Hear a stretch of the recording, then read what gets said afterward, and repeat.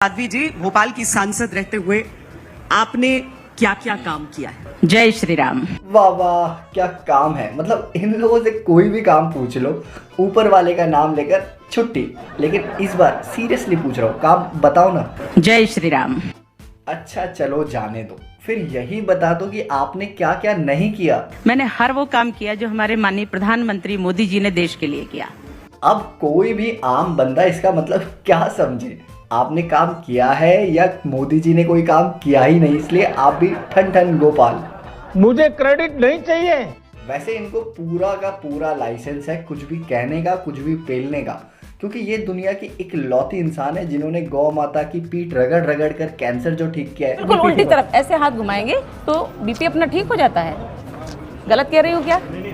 गौमूत्र जो है, मैं कैंसर की पेशेंट, मैंने गौमूत्र से और पंचगव्य से बनी औषधियों से अपने को ठीक किया, अपना कैंसर ठीक किया है। मतलब सब प्रभु की कृपा है। वैसे प्रभु की कृपा से याद आया कि कतर में हमारे कुछ देश के एक्स नेवी ऑफिसर्स की जिंदगी दांव पर है। कतर की एक कोर्ट ने भारतीय नौसेना के 8 पूर्व अधिकारियों को मौत की सजा सुनाई।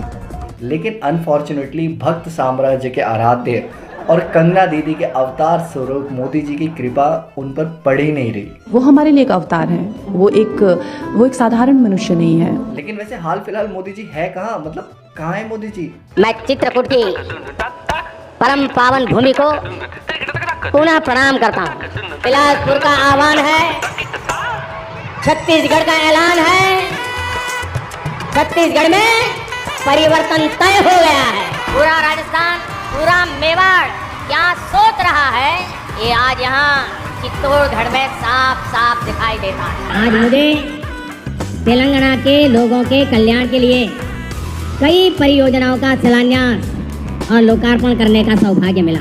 अब मोदी जी ठहरे अवतार। अगर आप चाहें तो भारत के प्रधानमंत्री नरेंद्र मोदी से जरूर प्रेरणा ले सकते हैं, जो हर दिन 18 घंटे काम करते हैं। तो प्रभु तो लीला करेंगे ही। अब उनकी जो नई लीला है वो ये है कि कई आईएएस ऑफिसर रथ प्रभारी बनकर अब सरकार के काम और उनके जो भी कार्य हैं उनको लेकर लोगों को जागरूक बनाने का काम करेंगे। पवन खेड़ा ने अपने ट्वीट में वित्त मंत्रालय के एक सरकारी सर्कुलर को शामिल किया है, जिसमें लिखा है कि भारत सरकार के 9 साल की उपलब्धियों को दिखाने के लिए विकसित भारत संकल्प यात्रा निकलने वाली है। यह यात्रा इस साल 20 नवंबर से लेकर अगले साल 25 जनवरी तक चलेगी। इसकी तैयारी के लिए, निगरानी के लिए तय हुआ है कि ज्वाइंट सेक्रेटरी, निदेशक और उप सचिव स्तर के अधिकारी को रथ प्रभारी बनाया जाएगा। वैसे कभी जेपी नड्डा तो ये कह रहे थे, और भारतीय जनता पार्टी ही 18 करोड़ के सदस्य संख्या वाली दुनिया की सबसे बड़ी पार्टी एक परिवार के रूप में खड़ी हो गई है। इस बात को भी हमको समझना है। फिर इनके इतने सारे भक्तगण आखिर गायब कहाँ हो गए, जो अब सरकारी अधिकारियों तक को भी प्रभु की भक्ति करनी होगी? एक अकेला। ऐसे आपको ये सब इंफॉर्मेशन हमारे मेन स्ट्रीम न्यूज चैनल में नहीं मिलेगा, और जहां मिलता है वहां सिर्फ आप देखकर चले जाते हो। इसलिए दोस्तों प्लीज सपोर्ट करो। आपको सपोर्ट करने के लिए ज्यादा कुछ नहीं करना, सिर्फ मेरे चैनल को सब्सक्राइब करना है। सो प्लीज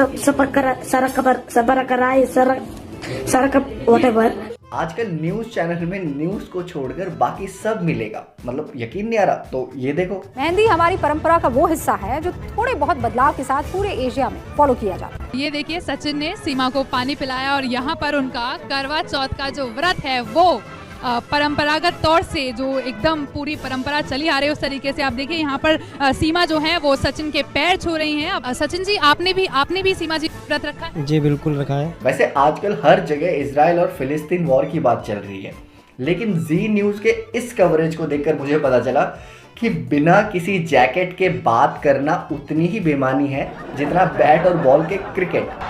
वह क्या सीन है।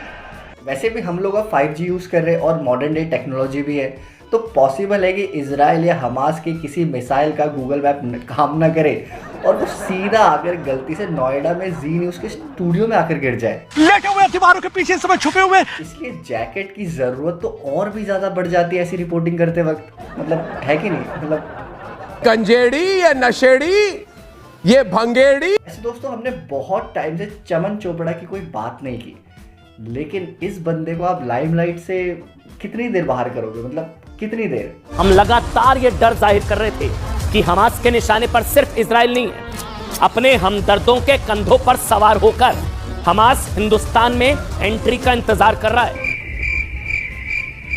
अब इस घटना का हमास से भले ही अभी तक कोई सीधा लिंक स्थापित नहीं हुआ है, अभी तक नहीं हुआ है, लेकिन ये नहीं है कि हो सकता आगे भी ना हो, हमें नहीं पता, अभी तक नहीं है। मतलब फिर से सुनाओ। हमें नहीं पता, अभी तक नहीं। वाह वाह वाह, क्या बात कही है। अभी तक कोई रिश्ता एस्टेब्लिश नहीं हुआ, लेकिन ये कह नहीं सकते कि आगे भी नहीं होगा। हाँ, ठीक वैसे ही जैसे अभी तुम चूतिया हो, लेकिन बिल्कुल ये बता ही नहीं सकते कि कितनी जल्दी तुम्हें चमन चूतिया का टैग मिलेगा। वैसे इस हफ्ते न्यूज चैनल के चौल में क्या हुआ, मतलब चौल मतलब समझ रहे हो ना आप। They bought it from Israel. This spyware they bought from Israel. Nobody takes you seriously. It was a fact.